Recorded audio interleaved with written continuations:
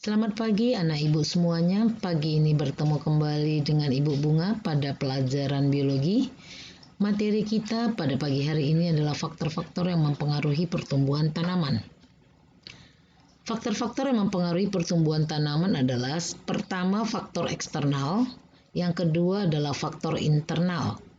Faktor eksternal adalah faktor yang terdapat di luar tubuh tumbuhan seperti nutrisi, cahaya, suhu, kelembapan, dan lainnya.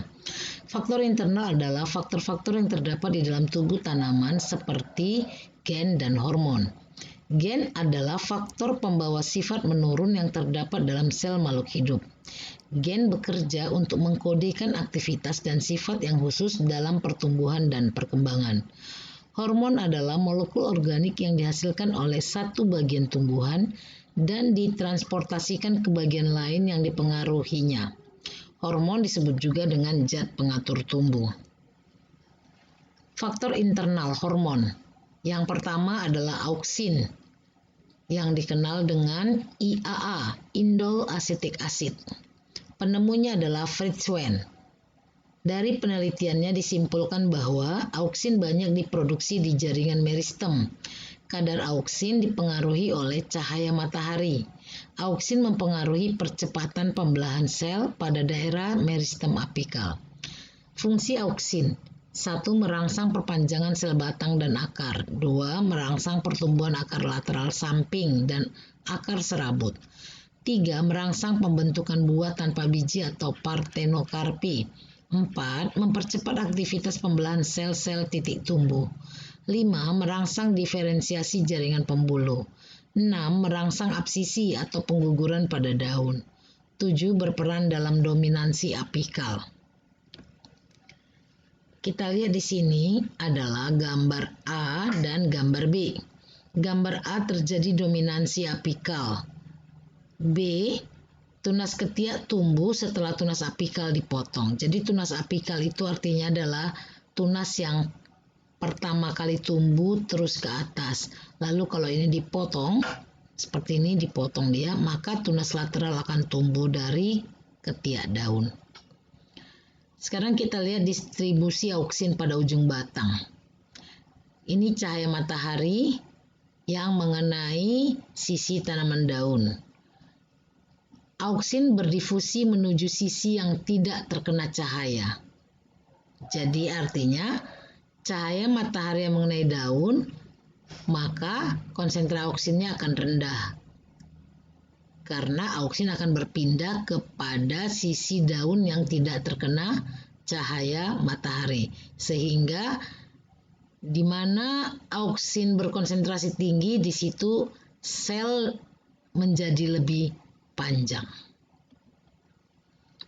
Sekarang kita lihat bagaimana pengaruh auksin terhadap pertumbuhan. Ini adalah contoh koleoptil tanaman jagung ya. Jadi yang pertama, yang A, tunas jagung yang dipotong koleoptilnya tidak dapat tumbuh ini ya. Jadi pucuk tanaman jagung ya, koleoptilnya yang paling atas itu dipotong. Kemudian B, potongan koleoptil tersebut diletakkan pada sepotong agar-agar. Kemudian auksin yang ada di koleoptil itu akan berdifusi ke dalam agar. C, agar-agar yang ditempeli koleoptil diletakkan pada kecambah yang dipotong koleoptilnya. Ternyata kecambah dapat tumbuh kembali. Maksudnya agar ini tadi kita letakkan di koleoptil yang lain yang sudah dipotong ya, seperti sisanya ini diletakkan. Kemudian kita lihat di sini auksin yang ada pada agar itu akan berdifusi ke dalam koleoptil lalu akan menumbuhkan kecambah ini. Oke, faktor yang kedua yaitu faktor internal hormon gibberellin. Penemunya adalah Ewiti Kurosawa. Objek penelitiannya adalah tanaman padi yang terkena penyakit foolish seedling. Itu dengan gejala tanaman pucat dan luar biasa panjangnya akibat jamur dari Gibberella fujikuroi. Kesimpulan dari penelitiannya adalah bahwa Pemanfaatan giberelin secara umum menyebabkan pertumbuhan raksasa. Fungsi giberelin 1. Merangsang pemanjangan dan pembelahan sel. 2. Mempengaruhi perkembangan embrio dan kecambah. 3. Merangsang pembungaan. 4. Menghambat pembentukan biji. 5. Memperbesar ukuran buah. 6. Menghambat dormansi dalam biji dan kuncup tunas. Sekarang kita lihat gambar ini, gambar buah anggur. A adalah anggur tanpa giberelin. B adalah anggur yang diberi giberelin. Kita lihat di sini perbedaannya. Ini buahnya lebih kecil dan ini buahnya lebih besar. Jadi ini tidak disemprot dan ini disemprot giberelin. Atau yang ini. Kita lihat tanaman A ini tanpa giberelin, B dengan giberelin. Jadi pertumbuhannya sangat pesat. Faktor internal yang ketiga yaitu pada hormon sitokinin. Penemunya Van Overbeek. Kesimpulan penelitiannya adalah bahwa pemanfaatan sitokinin secara umum menyebabkan pertumbuhan tunas-tunas samping atau tunas lateral sehingga tanaman menjadi rimbun. Kita lihat fungsi sitokinin. 1. Merangsang pemanjangan dan pembelahan sel bersama auksin dan giberelin. 2. Menghambat dominansi apikal oleh auksin. 3. Merangsang pertumbuhan kuncup atau tunas lateral. 4. Mengatur pembentukan bunga dan buah. 5. Menunda pengguguran daun, bunga, dan buah dengan cara meningkatkan transport zat makanan ke organ tersebut.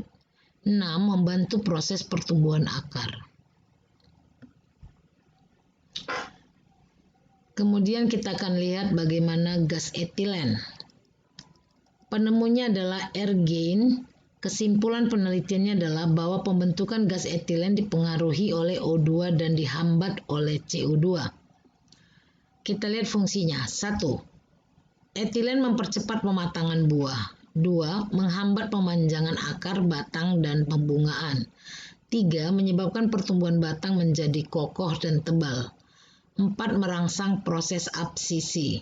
5. Interaksi antara gas etilen dengan auksin memacu proses pembungaan. 6. Interaksi antara gas etilen dengan giberelin mengontrol rasio bunga jantan dan bunga betina pada pertumbuhan monoecious. Kita lihat di sini efek sitokinin dan auksin. Jadi penggabungan antara hormon sitokinin dan auksin, ya, kita lihat di sini, ini tunas terminal ya. Kemudian di sini tidak ada tunas terminal. Dia menjadi rimbun. Artinya apa? Ketika kita berikan hormon sitokinin dan auksin, itu menyebabkan tanaman menjadi rimbun. Kemudian kita lihat ini gas etilen. Bagaimana gas etilen itu dapat menyebabkan gugurnya daun. Nah, gas etilen itu kan ada pada buah. Ya, proses pematangan buah itu disebabkan oleh gas etilen. Atau dalam istilahnya sintesis pabrik ya, yang dibuat di pabrik gas etilen itu namanya karbit ya, karbit. Oke, nah kita lihat ini sebuah ranting tanaman yang berisi daun dan buah diletakkan dalam beker gelas yang berisi air. Kemudian ini tanpa buah ya, ditutup dengan beker gelas ya, ditelungkupkan beker gelasnya supaya tidak ada O2 dan CO2 lain yang berada di sini. Kemudian kita lihat setelah beberapa saat kita masukkan juga di tempat lain seperti ini tapi dengan ada buah. Ya, seperti ini. Dengan ada buah, tapi kemudian kita lihat bahwa daunnya menjadi gugur. Artinya apa? Gas etilen yang dihasilkan oleh buah menyebabkan gugurnya daun. Kemudian hormon lainnya yang ada pada tanaman. Kita lihat hormon lainnya yaitu asam absisat. Fungsinya 1. Mengurangi kecepatan pembelahan dan pemanjangan di daerah titik tumbuh atau bahkan menghentikannya.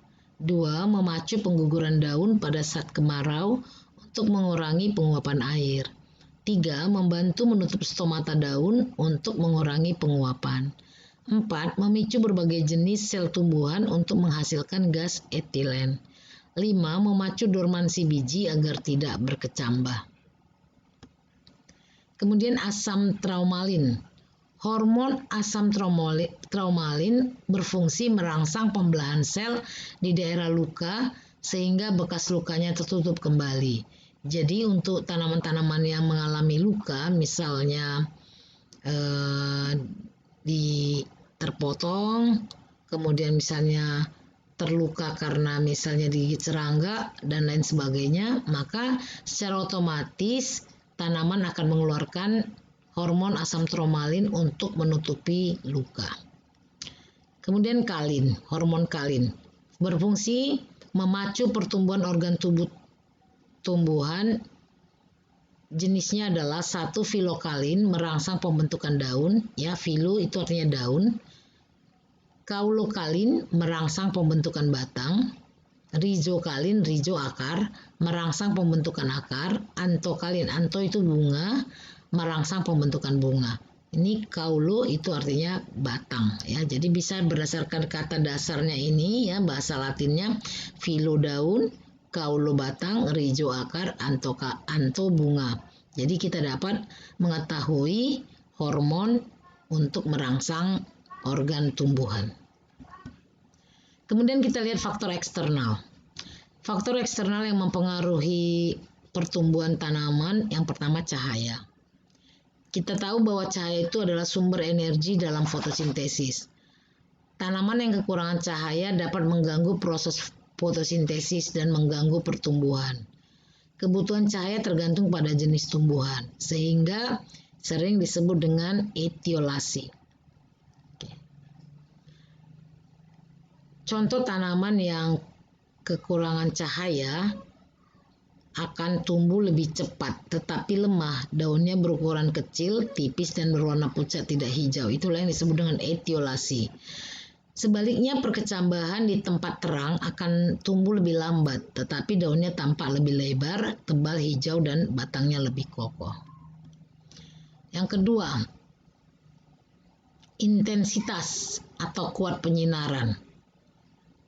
Nah, pengaruh cahaya terhadap pertumbuhan bergantung pada intensitas atau kuat penyinaran. Yang kedua, panjang gelombang.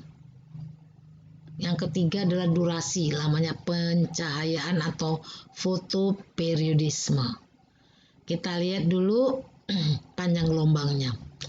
Penelitian panjang gelombang dilakukan oleh Hendricks dan Borthwick menunjukkan bahwa cahaya yang berpengaruh terhadap pertumbuhan adalah pada spektrum merah dengan panjang gelombang 660 nanometer. Percobaan dengan menggunakan spektrum inframerah dengan panjang gelombang 730 nanometer memberikan pengaruh yang berlawanan. Sekarang kita lihat durasi atau lamanya pencahayaan.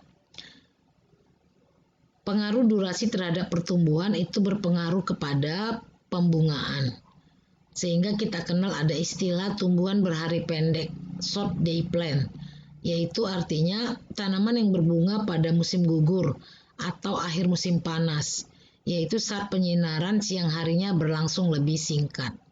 Contohnya tumbuhan dahlia, stroberi, dan krisan. Kemudian yang kedua adalah tumbuhan berhari panjang atau long day plant. Itu artinya tumbuhan berbunga saat penyinaran siang harinya lebih lama. Misalnya pada musim semi. Contoh mawar, anyelir, dan bunga matahari. Ada satu istilah lagi yaitu tumbuhan berhari netral atau neutral day plant. Itu artinya tanaman akan berbunga tidak berpengaruh pada lamanya pencahayaan. Jadi dia berbunga pada saat siang hari pendek atau siang hari lebih panjang. Kemudian kita lihat faktor eksternal lainnya yaitu nutrisi. Nutrisi itu merupakan bahan baku utama untuk proses pertumbuhan dan perkembangan. Nutrisi dibedakan menjadi dua golongan yaitu makronutrien, yaitu nutrisi yang dibutuhkan dalam jumlah banyak, misalnya karbon, hidrogen, oksigen, nitrogen, sulfur, fosfor, kalium, sulfur, ini kalium, sulfur, kalsium, dan magnesium. Kelompok kedua mikronutrien, itu artinya dibutuhkan dalam jumlah sedikit, misalnya ya besi, boron, mangan, kuprum, zinc, molybdenum, klor, dan nikel. Nah, ini ada tabel makronutrien dan mikronutrien yang penting yang diperlukan oleh tumbuhan ya, mulai dari karbon, apa fungsinya? Penyusun utama materi organik, oksigen, penyusun materi organik, hidrogen, penyusun materi organik, nitrogen, penyusun asam nukleat, protein, hormon, klorofil, dan koenzim. Potasium itu merupakan kofaktor yang berfungsi dalam sintesis protein, menjaga tekanan osmosis, mengatur membuka dan menutupnya stomata. Kalsium menjaga stabilitas dinding sel, memelihara permeabilitas dan struktur membran sel, mengaktifkan kerja beberapa enzim dan mengatur berbagai respon sel terhadap rangsangan. Magnesium fungsinya merupakan komponen penyusun klorofil dan mengaktifkan kerja beberapa enzim. Fosfor fungsinya merupakan komponen penyusun asam nukleat, fosfolipid, ATP, dan beberapa koenzim. Kemudian untuk yang mikronutrien, klor, dibutuhkan dalam proses pemecahan air pada proses fotosintesis, berperan mengatur keseimbangan air. Besi mengatur sebagai komponen penyusun sitokrom, mengaktifkan beberapa enzim. Mangan aktif dalam pembentukan asam amino, dibutuhkan dalam proses pemecahan air pada fotosintesis dan mengaktifkan beberapa enzim. Boron merupakan kofaktor pada sintesis klorofil, berperan dalam transportasi karbohidrat dan sintesis asam nukleat, serta berperan dalam mengatur fungsi dinding sel. Seng atau zinc, zinkum, berperan dalam pembentukan klorofil dan mengaktifkan beberapa enzim. Tembaga, komponen yang berperan dalam berbagai reaksi redoks dan komponen enzim lignin biosintesis. Nikel, kofaktor pada enzim yang berperan dalam metabolisme nitrogen. Molybdenum berperan penting dalam hubungan simbiosis nitrogen dan bakteri pengikat nitrogen. Kofaktor yang berfungsi dalam reduksi nitrat. Kemudian faktor eksternal yang lain adalah suhu. Suhu berperan untuk proses pertumbuhan. Suhu yang baik itu adalah suhu optimum. Pertumbuhan dan perkembangan akan terhambat bila berada pada suhu minimum dan maksimum. Kelembapan. Tanah yang lembab dan udara yang kering mempercepat proses pertumbuhan dan perkembangan. Air. Air sebagai pelarut unsur hara dalam tanah dan memelihara temperatur tanah. Pertumbuhan berlangsung efektif pada malam hari, karena kandungan air dalam tumbuhan lebih tinggi di siang hari. Demikianlah materi kita pada pagi hari ini. Semoga apa yang Ibu sampaikan dapat dimengerti oleh anak didik kami sekalian. Akhir kata, sampai jumpa pada pertemuan selanjutnya. Salam sehat.